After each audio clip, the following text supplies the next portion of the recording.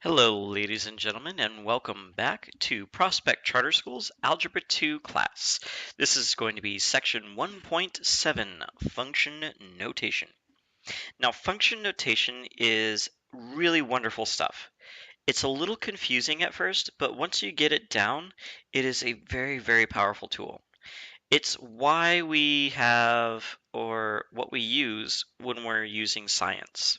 So scientists use function notation all the time, especially physicists. And what it does is it allows us to write functions that have specific meanings, and then we can plug things into it. So function notation is what makes math worthwhile. It is the way that mathematicians who create the tools help the scientists use them. So let's start with the basics of function notation. Functions are usually given a letter to represent them. For example, f. F represents a function, but f is not the only one. G is used, H is used, capital A is used, D is used. These are all letters that we can use to represent different functions. And so we would say function f, or function h, or function a. And each of these represents a different function, just like a different variable, like x or y, represents a different value. And then we have the notation portion of it. For a function, if you remember from the last lesson, for it to be a function, every input has to have exactly one output. So we need to have a portion that represents the output value. That is usually represented by something like f of x.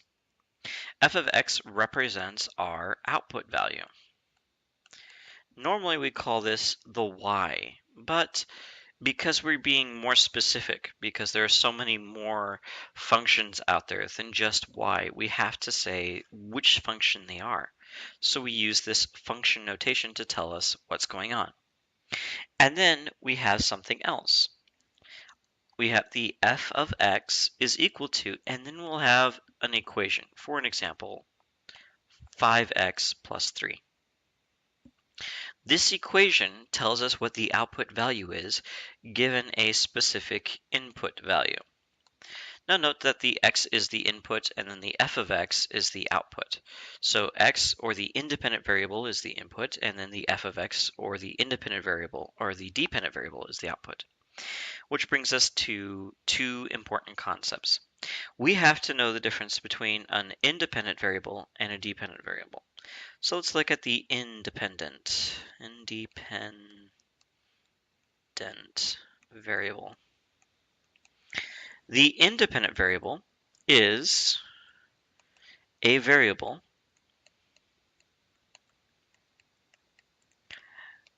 whose value is not dependent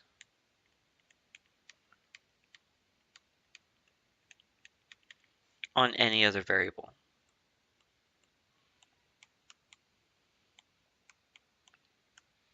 This is often called the control. It's the value that we get to change. It's the value that we put in. It's that sort of thing. It's the independent variable. And the independent variable, if you can think of relationships, the independent variable is the guy who doesn't care about anyone but himself. He doesn't care that the latest trend is cargo pants and t-shirts. He's still walking around in a suit and tie. He doesn't care that the trend is to watch videos online. He still wants to go to the library and yell at librarians. He doesn't care about anyone else except himself. Now, what kind of a guy would you say in a relationship is the guy that just doesn't care about anybody else? Well, for me, that guy is going to get dumped, and we're going to call him an X. So that's why the independent variable is often called the X. Next up, we have the dependent variable. And the dependent variable is the variable whose value does depend on another variable. So this is any variable whose value depends on the values of others, of other variables.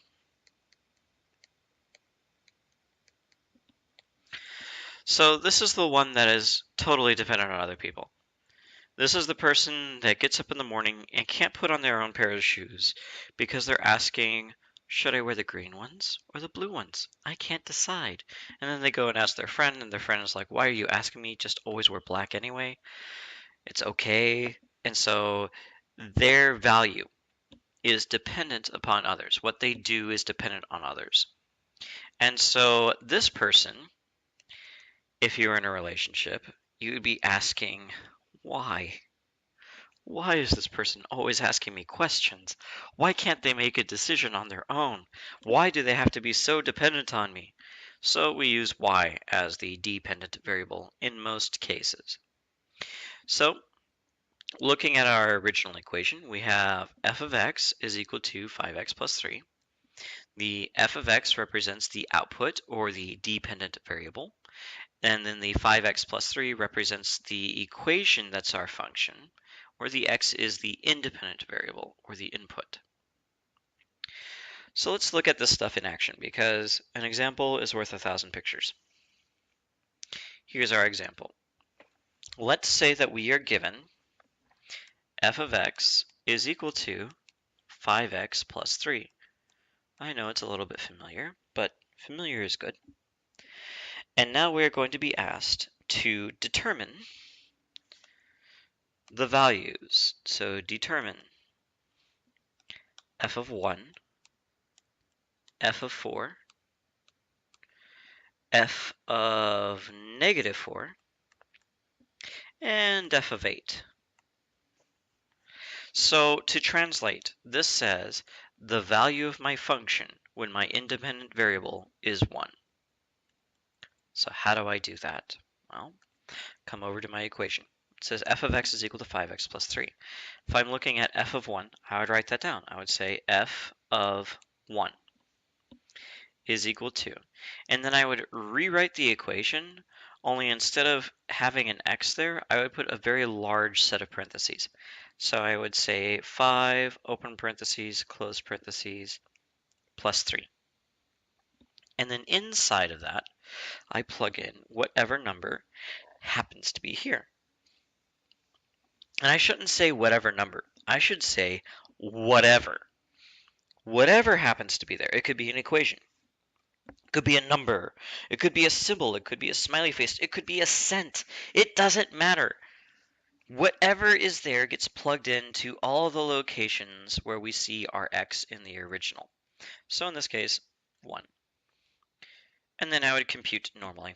5 times 1 is 5, plus 3 is 8. So I would write f of 1 is equal to 8. Note at the end when I saw f of 1 is equal to 8 that I didn't divide both sides by 1 and then say f is equal to 8. This is bad, bad, no, bad, no, no. Don't do it. No, no. Okay, I feel like I was talking to a dog there when I'm talking to students. What kind of an animal am I? Ugh. The answer to that question, of course, would be I'm a primate or a great ape, even though sometimes I pretend I'm a cat. All right, here we go. Our next one is going to be f of 4.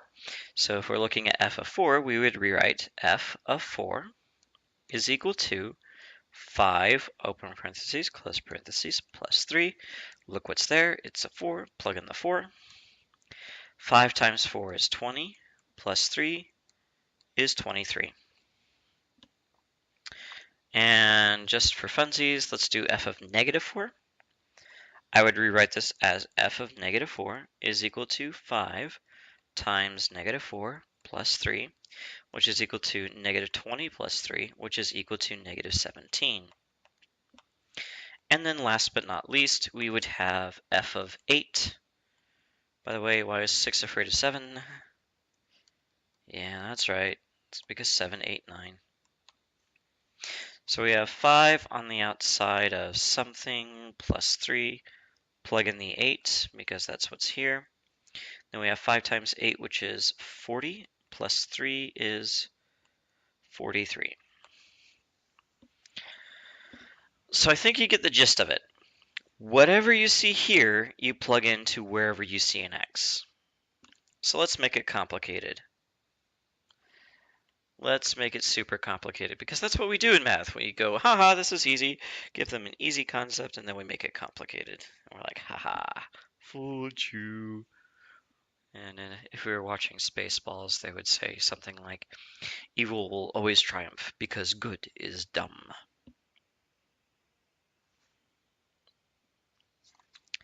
Right. Okay, moving on. Let's look at a case where we have f of x is equal to, let's say, x squared minus 2x plus 1. Now we can't really do anything to this x squared minus 2x plus 1 thing because x squared is not a like term with 2x. And then let's say that we are told to find the value of f of y plus 1. Now this is a big one, right? Because we're not just putting a number in, we're putting an equation in. So we can expect it to get complicated. We can expect it to get really complicated.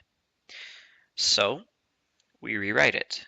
F of y plus 1. And we say that's going to be equal to, well, whatever my x was, and then put a squared, minus 2 times, well, whatever my x is, and then plus 1. And then into each one of those sets, into each one of these sets of parentheses, we are going to place whatever was in here. So we're going to place y plus 1 into both locations. And that will leave us with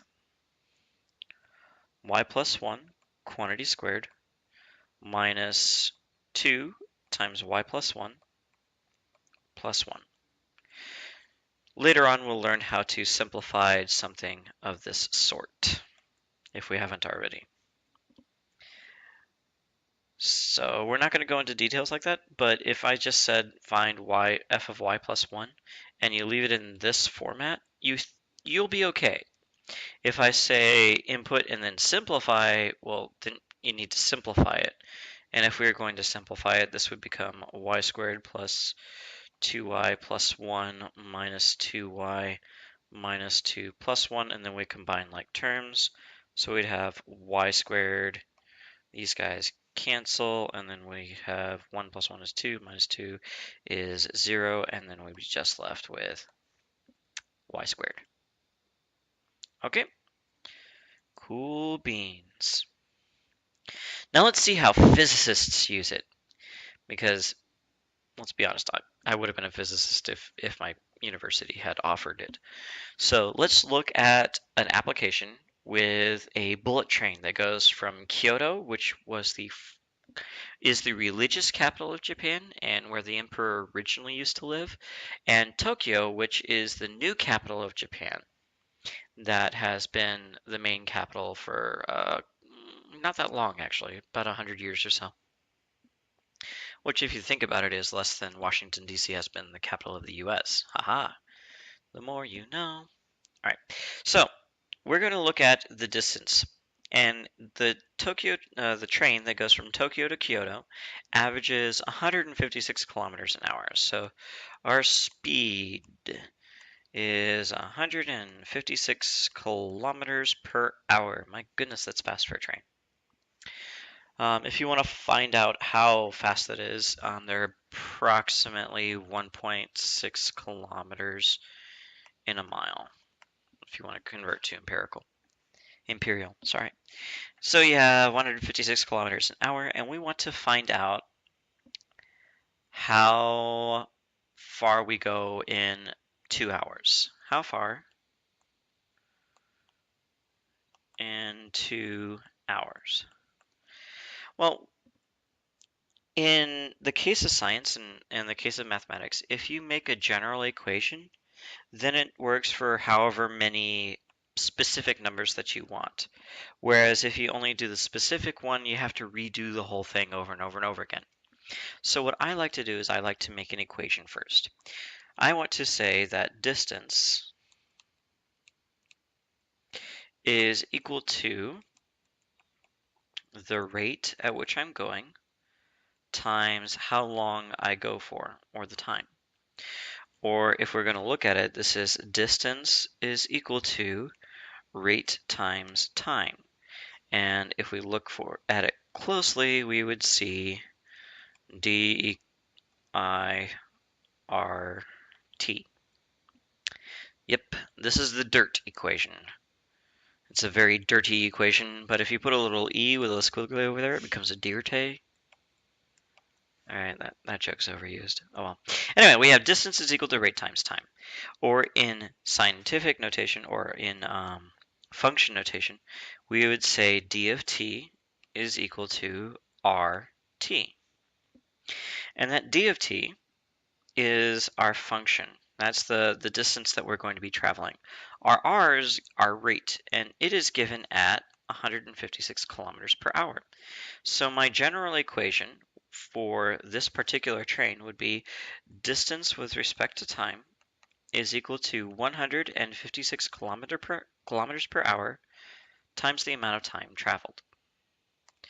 Now, in the specific case, we're asked for 2 hours and 1.5 hours and 5 hours, just to be mean. So if I'm looking at 2, 1.5, and 5, I would say, okay, what is d of 2? What is d of 1.5? And what is d of 5?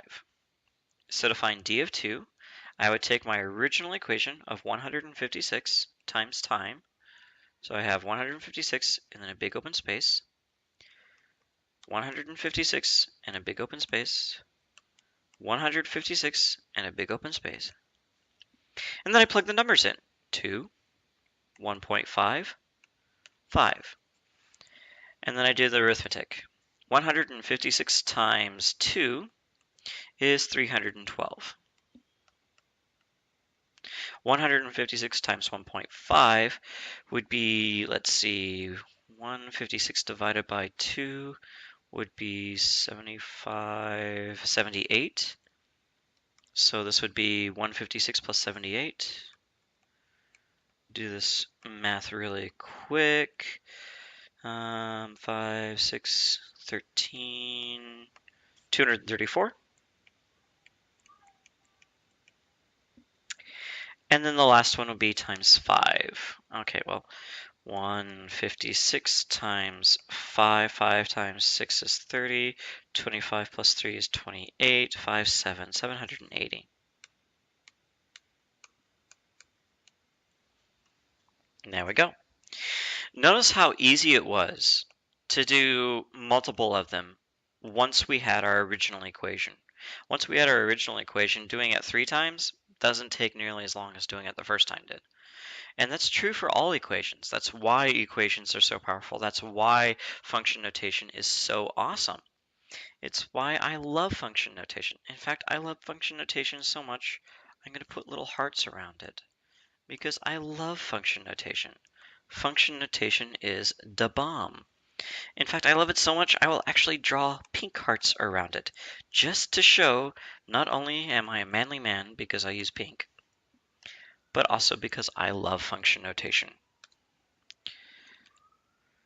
Now, I know you guys don't love function notation yet, but once you get to know it a little bit better, you will. It's a really, really great way of doing things.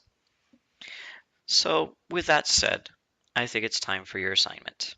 Are you guys ready for your homework assignment? Okay, here it comes.